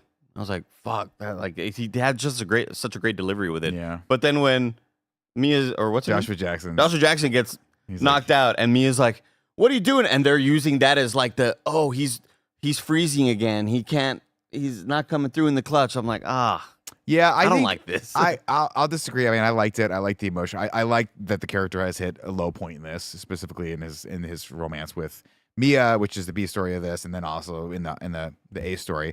And I think the saving grace for me of this is that line with Joshua Jackson where he's explaining to him like what happened, and Joshua Jackson's character like, you didn't let your brother down. Like, that wasn't on you. Like, I just wish there had been another beat between him and Mia where they did have that reconciliation, because it feels like they go from her like, I'm never talking to you again, to she just walks up on the rooftop and is like, okay, you put some Pepsi in a glass for me and I feel okay with it, which I obviously is a appreciate high that, school 'cause thing to do. If But they treated it like it was that big of a deal, I would have been like, oh, this fucking sucks. But they Well- resolved it so quickly, and I'm like, oh, this is, to me, believable. Like, these And are you kids. see her with Connor earlier where she's like, oh, I hate him or whatever. And then they're like cuddly the thing. So it's like, I think that's kind of who she is. Yeah. Where it's like not. that ever life or sequence death. was not great either. That's probably my least favorite element of this, where it's the dramatic irony of seeing two people at a moment that maybe doesn't read correctly and then not communicating to them. It was led up by a very good moment where she's like, you ever make mistakes over and over again and you just don't know why you're doing it? So I'm like, wait, so you were with that guy? You went on a date with him that night? And then she's like, well, let's make you and I some mistakes. And then as a kid who used to be in high school, I'd be like, fuck, yes. Everything. Yes. This Who cares is all. about any Every of that? fucking Yeah. thing. You're everything. There was no chance he wasn't winning the tournament after she said that. Oh my God, are you kidding me? This is before the boxing match too, because we had that great moment from Joshua Jackson. Was like, what? No, not now, right? Anyway, so on we go, and Someone breaks into the house. he's in a bad place. Shifu is calling him, and he's not answering. So what does he do? He gets on a fucking plane, and he scares the shit out of this kid by breaking into his house and testing his kung fu ability. And it's a great sequence where you're like, man, read the room, Jackie Chan. I'm really struggling with past trauma that I haven't unpacked here about my brother's death that you didn't stop either. He was Yeah. fucking there. Yeah, Where you was didn't fucking Jackie stop Chan? it, Jackie. He was there 5 seconds earlier. Guy had a knife. Jackie Chan's like, oh shit, gotta get out of here. Anyway. How did Jackie Chan get there? So. Oh, he had been calling him over and over and over again. No. I meant at the Flight? brother death thing. Oh. Because it was outside of the tournament. So you imagine the coach and him were walking. Maybe he was like, hold on, let me grab my jacket or something. I don't know. It was all very, sort of like washed out. I couldn't really tell what was going on. I digress. Ming Na Wen comes home and she's like, what the fuck are you doing here? And it's awkward. And she knows. She's like, you can't, you're here to, he's going to have to fight. Of course, conveniently, he found the little flyer crumpled up in Li Fang's pocket. And he's like, the Five Brothers tournament, this is perfect. You're going to fight in this thing. You're going to get the money that Joshua Jackson no longer needs because, again, that boxing organization is legit. They owe him that purse, which is $50,000. But I digress. And his mom's like, he can't fight. I'm through with him fighting. And Jackie Chan has a great line here. You guys will have to help me out with where he's like, he's not doing it to fight. He's doing it to like overcome. To help his friends. Right? Which is Chinese culture. We the help our best friends. possible way. And he has that great line where he's like, we have an old saying in Chinese culture where it's like, your friend's problems are your problems. So you're going to help your friend and you're also going to get me a back, which is dope. It turned out that was way easier than having to beat the shit out of 5 people. Turned out all it was an apology and a quick explanation and your friend playing some Backstreet Boys. Does the trick. We also need to loved talk it, about dude. the egregious Pepsi placement in this movie. Amazing. Oh, did you? It's Do you think everywhere. Pepsi sponsored this film? It's all over the pizza place multiple times. It's in this dumb scene. Sony Pictures goes great. Always. Sony Pictures are always the most egregious product placement stuff. Like there are Tekken 8 posters in every scene of this movie. Like, Which kind of works though, because when we get to the fighting, it is like Tekken, done on purpose. Tekken. I just want to say that in the post-credit scene, I know I'm jumping ahead, Johnny Lawrence would never allow Pepsi in his establishment. Oh God. yeah, no, exactly. No way. In Was there Miyagi-Do? though? No. but Oh I'm just yeah, you're right. saying, Yes, this yes, is a yeah, warning. gotcha. Don't Yeah. fuck this up. So he's like, we don't have a place to train, and the kid's like, I'm rich. I have this fucking Harry Osborn style mansion, like rooftop deck Hilarious. that I use to train carrier pigeons and not get laid. And so he's like, this is where we're gonna go train. And Jackie's like, okay, but we're missing one element here. I am arguably the greatest martial artist to ever be on the silver screen. I've had a career that spans from the 70s all the way till 2025. But you know what? We need Ralph Macchio for this. We need some karate, dude. We got to go we got to meld Miyagi-Do karate with Han Kung Fu in the true melding of the families to tie this back into Karate Kid. So he flies out to Reseda. Mhm. And this is how much of a sucker I am. He walks in to his old friend's house. What song did they play? California Love. Oh, is it California Love? Oh yeah. Walks in though, takes his shoes off. Hello, is anyone here? Looks over and he sees a picture of Mr. Miyagi. And he says, Oh, picture. "Hello, old friend." How does he just walk? Like, how does when LaRusso walks in? How does he not be like, "Who the fuck are you?" Like, He knows him. It I don't isn't. think You he does. have to imagine they know it. They've No, 'cause heard he of was each other. He like- introduced himself. no, but he was like, "Are you a friend of? Were you a friend?" "Oh, of-" that's right." Yeah. Because I'm sorry to tell you, Mr. Miyagi passed away a while back. He goes, "I know." Wouldn't it be weird just seeing a stranger in this Yep. place? For sure. Yeah. Yeah, 100%. yeah. But not when that stranger's Jackie Chan. Yeah. If Jackie Chan walked in here, I'd be like, "That's fucking Jackie Chan." I would definitely call your attention to Yeah, it. you would. But to dial it back, he looks at the picture of Mr. Miyagi and goes, "Hello, friend," and I start crying. A It's little good bit. stuff, dude. It's good stuff. Check the box. I mean, that box is checked. And so he's like, "Listen, man, I need you to come out and train this kid." And he's like, "When's the competition?" He's like, "Tomorrow." I was like, "What's the point?" Not literally, but pretty much literally. Yeah. Yeah, it's tomorrow. No, but see, here's the thing. Like, as dumb as all that is, I think they did a more than serviceable job of just being like, yo, this kid's fucking good. He doesn't really need hella training. Like, we just saw half this movie. He was the Sifu. Like, That he made just needs fair. a little bit of like, let's get him Well, Well, across they have no to the- figure out magic. What you just said right there, Tim, may as well have been in the script. Hey, like Jackie Chan looking down and Russo going, "Yo, this kid's hella good. He doesn't need hella training." Like, I mean, they essentially They do kinda- that, that's right? what they kinda did. do that. They right? show that they show him like do a flip, and he does it, and then he's like, "Look at that shit." And Dan Russo's like, "Damn, all right, a week is all I need." And you know, the rest of the sequence, the rest of this movie plays out very much like I want to say it's Rocky 6, Rocky Balboa, where remember he no longer has Mick as a trainer. He takes Apollo Creed's trainer on, who I can't remember, the Doc, I want to say is his name. And he goes, "Listen, you're old and you're slow and you ain't got shit going for you. So what we're going to do is we're going to focus on blunt force trauma." Remember that line where he's like, "You're just gonna hit this guy really fucking hard." This reminds me of that because they're like, "You can't beat this guy, so we have to outsmart this guy." And he says, and I quote, "It's time to go catch a tiger." I love that because they're like, "We have to trap this guy. We have to figure out what the trap is," and that's where Velusa comes in because he doesn't know it yet.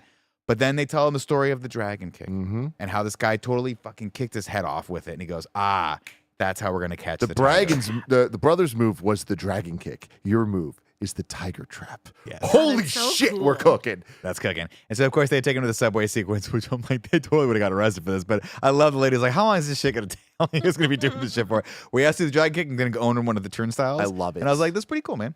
Love it. We kick off the 5 boroughs tournament, and I really just, and again, maybe it's just the old person in me, I just wish this was a little less extra. I wish it was just more like the All Valley tournament. In fact, when they said it, I was like, oh, it'll just be all the karate people from the boroughs come to this place and they do a tournament, right? No. Gotta take it to the streets. Take it to the streets. And it, again, reminds me of Rocky 5, which was the worst Rocky, because they didn't even have a fight in a ring at the end of Rocky 5. They just fought outside the fucking bar that Rocky was getting drunk at the entire time. Not fun. I didn't like these. I like more pomp and circumstance. I like when it's in one place so that you can build round after round after round up to that moment where the bad guy and the good guy square off. But I guess they were like, no, we'll save the budget for the skyscraper fight. I'm completely on the other side of you on this, by the way. Like, we've seen so many of these movies. We've seen the valley space literally so many times, especially if you watched the Cobra Kai. We saw the Sekai Takai of them doing Smash Brothers in around the world and all this stuff. I love that this was like, let's use New York. It's the 5 boroughs. We're going to each borough. There's obviously a community around this of crowds that are into this shit. And I loved how stylized it was. I love how fast it all was. Like, we didn't have time in this movie to introduce all these characters. The Queen's tornado or whatever it was. Like, The their names of these people are so fucking so funny. damn good. Again, these are good fighters. We saw just enough for, I feel like we got the story that we needed to. This was about getting the 2 guys together to fight on a goddamn roof of a skyscraper. And it was awesome. This fight's great. So we'll kick this off, right? His mom comes back and he's like, Mom, I'm sorry, I have to do this. She goes, you're not doing it alone. You're fighting with me. I'm here. We get Daniel giving him the bandana, the headband. Oh. Hell yeah. Man. And in the trailer, this scene played a lot more emotional and a lot more like, hey, this is like a spiritual thing. In the movie, I actually preferred it a lot better. This was just the kind of set off to the hype montage of like getting through this stuff. And that was him cementing the 2 worlds together. We get the bit of Jackie Chan and Ralph Macchio kind of like fighting over which style is better. Right? Between the karate and kung fu and like throwing him as like hilarious. It was so funny. Like, that is what I love the most about the Jackie Chan fight stuff and the goofy Cobra Kai Karate Kid shit. Ming Na Wen going, I guess I'm fast forwarding a little bit, but like we're doing this. You're not alone. Yeah. And I expected like, we brought your brother back from the dead. Whoa, Mom! Jaden Smith camera walks pans out. over and his ghost is there. So we start off, and this fight is a very well choreographed fight. I think this kid that plays Connor Day is a great fighter. He moves well, and these 2 fucking, it's your classic fight where he gets overwhelmed at first, and then he starts to figure out the timing, and like, I forget what the linchpin was for it or the fulcrum point was, but then he starts getting points on the board, and we're like, it also. To dial back to my criticism of why I wish it was more in the arena setting, I think it's difficult to understand the rules of each fight unless there is literally, I'm dumb, a ref who's like, okay, here's the rules for the next round. That's so weird because I feel like this is by far the clearest that points have ever been because the points are literally on screen as the hits but happen. the rounds so it's like, prior to this, that's what got the point there. but the rounds prior to this were first to 3 wins. This round was, it's timed, most points wins. Which I figured out eventually, but I was like, who installed that scoreboard? My favorite part about this was my theater experience. And at one point, a point is scored. And I, in my peripheral vision, see Nick sitting to my left. And like an angry sports fan, I see him look at me to be like, what the fuck was, how did that score a point? Like the karate in him, the martial artist in him was like, that, come on. Like, he looked at me as for a reaction, like, that couldn't have been a point, right, Nick? Like, well, I'm just trying to figure out I what. felt the anger there. Because in the other matches, a point was any contact. And in this one, it was like, you have to knock the dude down. and basically kill him to get the point, right? There was a little bit of. Because like you throw a challenge flag in there. That's Well, how there was one point where we kicked him in the back of the head. I was like, in every tournament, Yeah. a back of the head kick is an illegal kick. That's a DQ. I digress. This is why when we do our karate competition, Yeah. the all bay karate competition, You have to save the soul of the Bay Area. yeah, we're gonna have rules that are posted online, and we're gonna have judges that actually say refs that actually sit and step in. Okay. We have to. At one point, when Joey was earlier in the podcast mentioning the giggly nature of sitting next to me and Nick, one time, I guess near the beginning of the movie, Gia arrived a bit late, Mm-hmm. and as she's walking up, Nick was like, "Hey, Gia," the movie had already started by this point, and then I kind of whispered to him, "Who is that?" Yeah. Which was the Kind of Funny podcast to mid conversation, Nick saying, "Who's that?" As somebody just kind of poked their head in, like. Because the dude did the hot fuzz thing. He poked it around the corner and then did it again. I was like, who is that? Is that someone fucking? Andy, I'm sorry. And I also laughed at Nick when he said, they're going to fly off the skyscraper. Because Didn't you think that was going to happen? They're so high flying. Yeah. Couple things we should talk about. One, the dude sitting next to Gia who kept blowing his nose the entire time. We don't have the time to get into all the details of our theater experience, but I will say I've never been in a movie with the amount of different groups having conversations the Yes. entire time, Yeah. including this older couple next to me and Gia who talked the entire time. One of them didn't know what movie they were seeing, so Yeah. when you guys are, oh, this is a Karate Kid movie, like, Yeah. it was just like, oh my The guys, god. I remember him at the end. He was like, "See, that guy's the guy that was the bad guy in the first Karate Kid." I was like, "We're too far. We're You just can't way too far, This is not dude. the one you introduce people Yeah. on, bro." Yeah. And God, they blew their noses so many times. So many and times. the most inappropriate times. And there was one where there was like a emotional, sad moment happening, was and the this guy fucking- blew his nose, and it sounded like he was emotionally wrecked. But it's like there's no chance. There's no chance that you were this moved by this. I thought it was I somebody didn't making hear a it fart at all. noise. Yeah. I thought it was somebody doing like a like fart noise. That's how loud it was. But I do owe Andy an apology because I started this off by saying we were going to talk about it, Andy, and I glossed right over it. Let's dial it back 20 minutes earlier. Mr. Han gets out of a taxi cab, walks in, sees the picture of his dead friend. Beautiful emotional moment for me. If I watch this movie again, I'll cry again because I love that. It's tear-jerking. And then Daniel LaRusso walks in and goes, "Hey, excuse me. Can I help you?" And the camera cuts over to him. And Andy, I waited a moment because I was like, just be mature. Don't be yourself. Don't ruin this experience for everyone else in the theater like Joey is when she looks at her phone 5 times. Yeah, what's up with that, Jay? Did I look at my phone? Minimum. I don't think that's I said, don't ruin Going this. with him. And then I hear Andy laugh. Because Ralph Macchio's hair in this movie is egregious, Tim. You Just have to admit it. no, look. You I, have to admit it. Let yourself gray, Ralph. It's okay. I'm with Joey in the sense that, like, I do not look at this and go, "That's a wig." I will say, I look at it and go, "I hate his hair." So Hate it. I guess, like, what are your thoughts on his hair, Joey? I just don't look at people's hair, I guess, that intensely. I Is it a I'm wig? not mad at you for this, guys. I don't know. Wigging out with Scarpino. I don't know what this is, ladies and gentlemen. We're at a new chapter of our lives here. It's- Yeah, With the can you Wings bring up Wing the team. Technology Karate Kid is Legends trailer? The devolved. scene that we're talking about is in the trailer. It's like somebody just looked at Ralph Macchio and took like a big brush on Photoshop of the black color and just like drew an oval around his head. It is just It's just one color. That to me it's less about the hair itself because look, people go bald, whatever. It's the fact that they dye the hair and it's so dark. it And doesn't I match his hate face. it. Like it's okay to It's like, have you age. seen George Clooney recently where he I was gotta doing look. George He's doing Clooney's that been on doing Broadway. that play on Broadway and he had dark black hair and he looks like a Muppet. He was awful, It's yeah. awful. And he knows he Stop looks doing awful. That this. interview was funny. Here we go. Ready? We're here. And then look at that. What? What? like, does it look His like a eyebrows are gray. Lego's hair? A little Yes. bit. But, like, Zappima Valley? But here's the thing. He's No, in his no, not that- 60s, for not that Christ's bad. sake. How But old is this man? I would say this is maybe the best it looked the whole movie. It just got worse. It got bigger. It just looks like too dark. he's Is 63. that the only thing? That's my biggest criticism of it. It's also But it's also like the fact that the comb over starts at the ear line. and it's it goes also all like the a way very over. boyish kind of young child haircut. He's the Oh, Karate isn't Kid. that what he always has? He's but 63 years old. in other pictures of him, like Look at Jackie Chan. Let's look at Jackie Chan when he walks in. Can you pull that back up? How old is Jackie Chan? How old Jackie Chan? Pause. Look at Jackie Chan's hair. Okay. So this is him. This is real him. it's just crazy dye. Then Because there's like brown. I'm in there, just right? saying, look Like, at how lovely this his is not salt and bad. pepper hair looks, Kevin. Look at how he's balding a little bit, and it doesn't matter because he's in Can we his go back? 70s, Can probably. we go back? What are we I going need back to. to? I need to see Ralph Macchio. Yeah.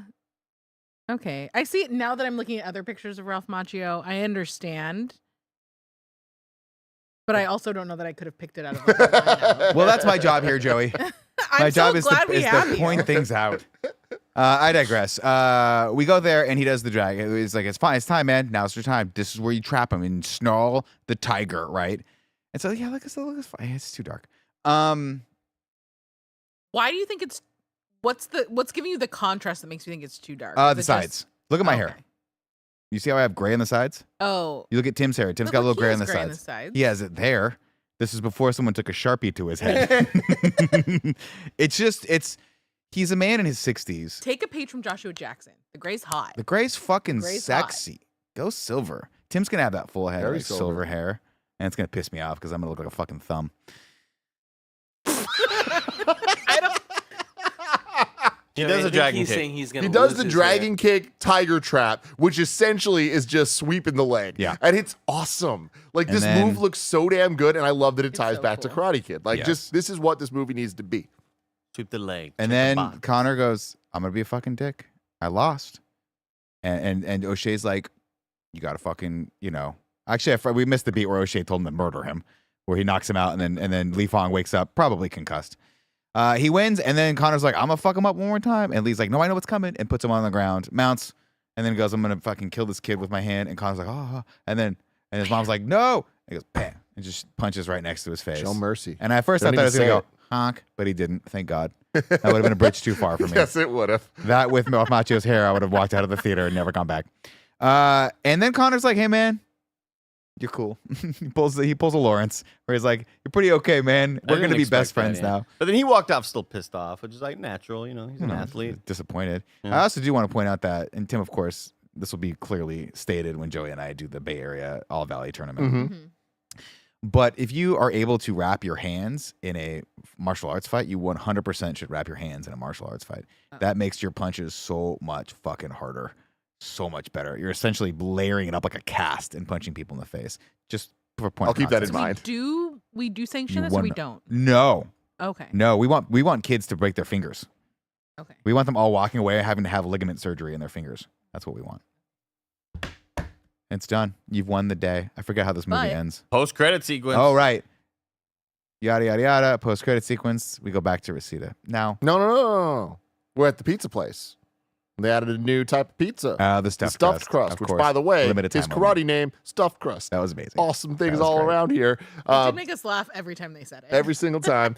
And yeah, so then we get all right, we got to send a pizza to our friend. We get California Love again. And then we get a pizza delivery to Daniel LaRusso. Mhm. And he's For $1,000. Like, I didn't order a pizza. And then it's like, oh, it's a thank you from New York, all that. And yeah, then what happens, Andy? Oh my God. I mean, we see him. It's like the best part of the whole damn movie. Johnny Lawrence. Johnny William fucking the Lawrence, Zap dude. Zapka. There. Just banger of lines that don't hit, but it's fine because he's saying them and it's great. Every possible pizza Miyagi Do pun. We he make could it- think of. To be Pizza fair, Miyagi Zap- Do maybe. Miyagi Do. Yeah, I think that hit. That hit. Yeah, I apologize. But That just actually his- did hit for me. And then Alfacio's like, that's super disrespectful. I was like, that's pretty To fucking pizza? funny. No, to So bread. good. Dude. His, It's so his good. general existence just makes me happy. And I just I- love that it was in line with Cobra Kai. Like this is like, all right, firmly this takes place. Like we know they've said 3 years after Cobra Kai series ends. So seeing them together, I'm like, I fucking believe this. And this makes me so excited because if we get a sequel, I am praying beyond hope that it is simply called The Karate Kid Cobra Kai.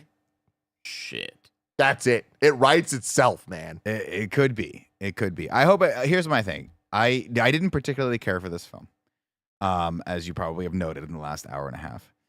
But I hope it does well because the 5 seconds that they were sharing the screen again, I want that forever. I just want these guys. I want William Zabka to have a career forever. I just want them all, these two guys, to just do more of Karate Kid and continue to iterate it. So if this is the Fast and the Furious 4 that gets us to 5 and 6, I would be okay with that. I can't believe Jaden Smith wasn't in this movie at all.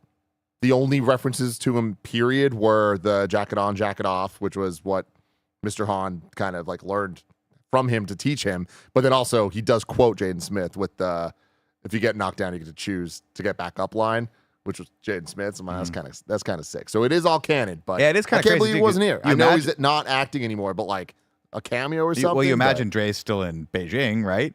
Still training with Jackie Chan. Probably. For sure, I thought there was going to be a moment where he's like, hey, man, have a good, like, you know, you'll love New York or whatever. That's where I'm from. Or actually, I think they were from Detroit. But still, you're right. Yeah. But yeah. Maybe they well, they got to go. Here's what we got to do. We got to start a campaign for Will Smith to get involved in the next one, so we can cast Jaden and Hilary Swank. And the I don't know Swank. why I said it that way. It's time for RaGu BaGu. RaGu BaGu. What's up, everybody? Welcome to Rad Guys Talk Bad Guys, a podcast within a podcast where we talk about the villains of the Karate Kid universe. Tim, take it away. So here we are. We have 4 movies currently that we have bad guys for. We need to slide in Karate Kid 2010 and Karate Kid Legends. At number 1, we have Terry Silver, Kreese, and Mike Barnes from Karate Kid 3.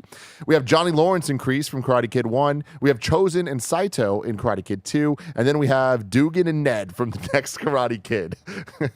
Walter Goggins. These go to the bottom for me because, Easy. like, they were entertainingly bad, but Dugan and Ned being 40-year-olds in high school working for special ops, like, it was hilarious. I will never forget them dropping in from the ceiling. Yep. I'm kind of there too. I think in terms of sheer martial arts quality, I'd put this guy pretty high, but it was just a little too bare bones. Yeah. And I don't think that we'd actually truly stand by it if we had to watch them back to back, Andy, of like, if we watched Next Karate Kid last week, I think we would have been like, they're below this. But I'm with you because this is a vibes thing. How iconic them coming down to the gym was. I'll never forget. This guy would be, this squad would be a lot higher if the dad and the kid were even more asshole-ish, but they were just like, they just kind of barely hit the threshold. I was going to put Trump's kids. Yeah. As Karate Kid Legends. Where are we going to put the Karate Kid 2010? I think it's below that. No way. I think it's above it. Yeah. It's definitely above. The mob of these young kids that were like very good at fighting, and their teacher being fucking pure evil. And then the moment that the kid gets beat, all of the kids turn on their Sifu. I thought that was awesome. But I mean, I would put them at number 3, underneath Swank, above Chosen and Saito from 2. I wouldn't put him above Chosen and Saito. All right. Well, there's all that backstory with Saito and Mr. Miyagi. I mean, there is at least backstory. Kind of whatever. Yeah, whatever. All right, so there we go. Karate Kid 2010. The kids. Now it's time to rank the Karate Kid movies. Currently, number 1 is The Karate Kid. Number 2, Karate Kid 3. Number 3, Karate Kid 2. And number 4, The Next Karate Kid. Let's start with Karate Kid 2010. I would say, if I may, that Karate Kid 2010 is markedly better than the next Karate Kid. But I can't, in good faith, put it above the Karate Kid 2. Are you sure? I don't. I easily think it is. Karate Kid 2, not that good. Yes, but neither was this. This was just sort of derivative. It's got all the makings of a good movie. But I would much rather watch The Karate Kid 2 right now than that movie ever again. It's him in Japan. It's expanding the relationship between him and Miyagi. It's it's another fish out of water story. I always thought it was a fun continuation of the Karate Kid movie and not just doing the exact same thing, which we eventually got back to with Karate Kid Part 3. Although they found a good fun dimension of having him actually train with Terry Silver. Again, if I had watched Karate Kid 2 last week and then this, maybe I would feel differently. But I have such a soft spot in my heart for Karate Kid Part 2, specifically for the soundtrack, that I can't put anything above it. Like a knight in shining armor. I'm with Nick, but From a long time ago. I love Karate Karate with Kid. me, Joey. I'm on your side. Okay. I don't think I would put it above 2. I put it below 2. I do love Karate Kid 2 so much. I love them being in Japan. I love the Obon Festival. I love all of that stuff. And I like all the backstory we get about Miyagi. And I like Chosen, mostly because of Also, Cobra Kai. how long is the Karate Kid 2? It wasn't 2 hours and 10 minutes, right? Probably like 52 minutes. So I would put it, and like, I wasn't here for the next Karate Kid. I don't know how I missed that one. I do love that movie, but I'm adult enough to understand that it's probably not. It has not held up well. So now it's time to rank Karate Kid Legends. We put Karate Kid 2010 at 4th place, with only the next Karate Kid behind it. Andy, where would you put Legends? Legends for me would be above the next Karate Kid. And I can't really base it against the 2010 one because Yeah. But it would be 4th. It would be below the OG 3 for sure. I put it above 2, and I would have also put it above 2010 in my own rankings. I would also put this right underneath the core 3. I'm with Andy. And so you guys, I need Nick and Joey to. How would you rank it against 2010? I put it above 2010. Yes. Yeah, in my opinion, I think the story between the two main characters goes a lot farther than. Oh shit! Would you put? I liked this, so yes, I would. I think Plus, it's actually, easily I might- better than 2010. Yeah. it gets the half-star bump for also being 90 minutes. Okay, I'll put it above 2010. Just right above 2010 in my list. So the rankings are number 1, The Karate Kid. Number 2, Karate Kid 3. Number 3, Karate Kid 2. Number 4, Karate Kid Legends. 5, Karate Kid 2010. And 6, The Next Karate Kid with the Swank. Let us know in the comments below how you would rank these movies. Like I was saying, next week we got Ballerina in review from the world of John Wick. Ooh. And then the week after that, we start Superman as we head into Superman James Gunn. Until next time, stay tuned. Watch the Elden Ring Giant Bomb Cross Kind of Funny. And I love you all. Bye. Bye, everybody.